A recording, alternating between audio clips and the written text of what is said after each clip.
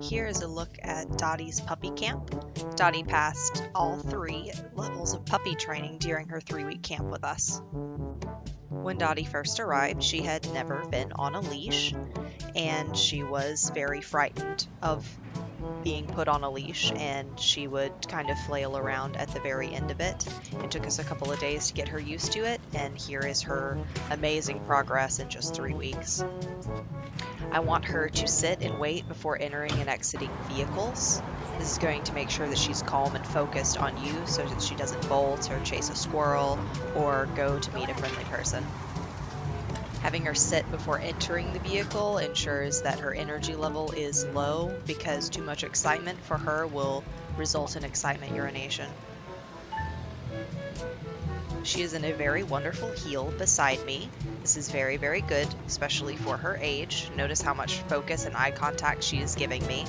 When I stop, she sits, and that means that she is paying very close attention. She is doing an automatic sit most of the time, but if she hesitates, it is okay at this point and at her age to go ahead and give her the sit command. Here I was doing some advanced training where we are working beside a road and beside a lot of distractions. And you're about to see her favorite command, which is back.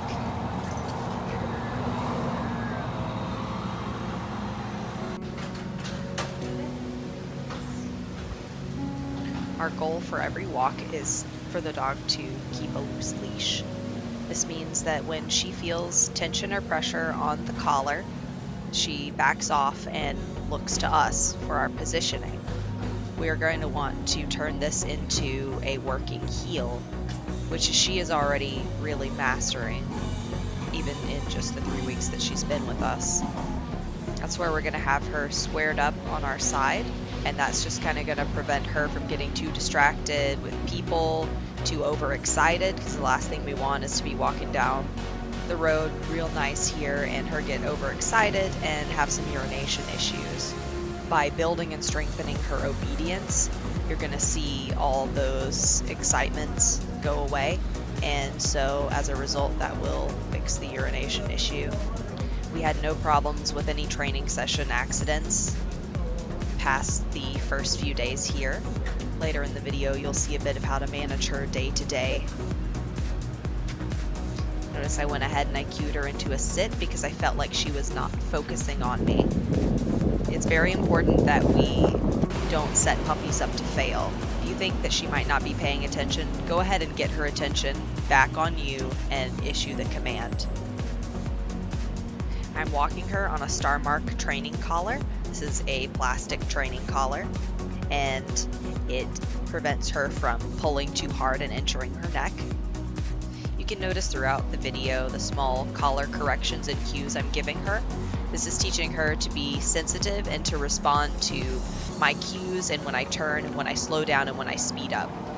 This is also really helping to work her mind. When I walk my dogs, I don't want to see them sniffing. I don't want to see them going from left to right, back and front. I want to see them focusing on my speed and my position. I want to see them making eye contact with me. It's very important that when she looks at me, she's not looking at the treat, she's looking into my eyes.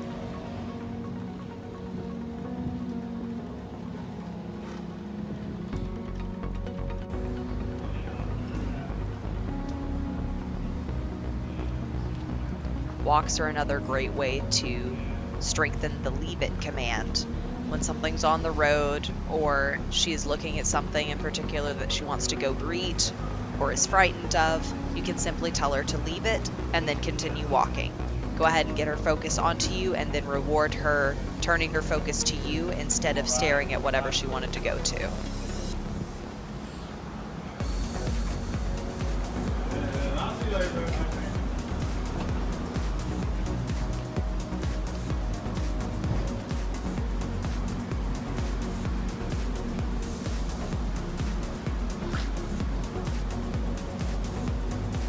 Her social skills have improved greatly while she was here. She was very friendly with dogs. At first, she was pretty leery of a few people that we had work with her. However, that quickly subsided and she's been best friends with everyone ever since. do continue taking her places like downtown and other pet-friendly locations. She really needs good socialization, and socialization is something that should continue throughout a dog's life. It shouldn't just stop when they're not a puppy anymore. I want you to continue treats for the next 2 months. After the next 2 months, begin weaning her off of treats. Using treats is not going to create a treat-dependent dog when done properly, but it is going to give her a good reason to work for you, and it'll really strengthen your bond. Notice how I'm guiding her past even frightening noises. By me remaining confident, she is also confident. This is also something that can be noted for the excitement urination. If you let her out of her kennel and she has an accident, and you scold her loudly for the accident or make a really big deal out of it, it's going to be worse. What was going to just be a couple of puppy dribbles is now a huge mess because the excitement that she felt when she came out quickly turned to stress and fear when you got upset. The proper thing to do will be to stay calm regardless. If she does have an accident, take her outside, give her the go bathroom command, praise her, and then bring her back inside and continue your day. As long as you keep to a very strict schedule, which she has been going out about every 2 to 3 hours, which is very, very short for her age. Right now, her bladder has been so used to relieving itself whenever it wanted, it doesn't really have good control. By taking her out every 2 hours, and then in a couple of weeks, 3 hours, 4 hours, all the way up until 5 hours, which is as long as she can hold it right now, you can begin to strengthen her bladder muscles so that she can hold it for longer. During this process, accidents may be made. It is very, very important that if she does have an accident, she's taken outside and must go to the bathroom. This is preventing the excitement urination from becoming a marking or just regular urination in the house issue. There's a very big difference between a dog that has an excitement urination issue and a just going to the bathroom in the house issue. Excitement urination will fade with age as well as consistency and training. Non-excitement urination, however, will not go away, as it is not the result of excitement, but rather disrespect and a dog simply not knowing to go outside. Here's an example of stay and come. Notice I am using hand signal. Dogs use body language to communicate, and it really helps bridge the gap in our communication if we use body language and signs. She is very enthusiastic to do obedience. She's a very good candidate for further advanced obedience training, as while she was with us, she learned spin, get back, come, place, look, stay, sit, and down. She also learned touch, which is a marker command to build further, more advanced tricks. By doing obedience with her, we are increasing her focus. When she is focused, she will not be overexcited. When she's not overexcited, she will not have accidents. A simple sit or down can prevent an excitement urination scenario. Here's an example of her being calm on leash. I simply stood with her for a while other dogs were being taken out to the bathroom, and I had her lay down and rest and relax. This is teaching her to feed off of my energy. If I am relaxed and standing, I want her to relax and lay down. I don't mind that she's shuffling back and forth a little bit. This is something that I would change once she's a bit older, but right now I'm just looking for a calm attitude. It is important to prevent building any excitement indoors. Make sure all fun and game activities and playtime are done outside. Once the excitement urination has completely subsided, then you can begin exciting things indoors. Puppies do not need free roam of the house. This can just increase urination and defecation within the house and is going to make her energy level skyrocket.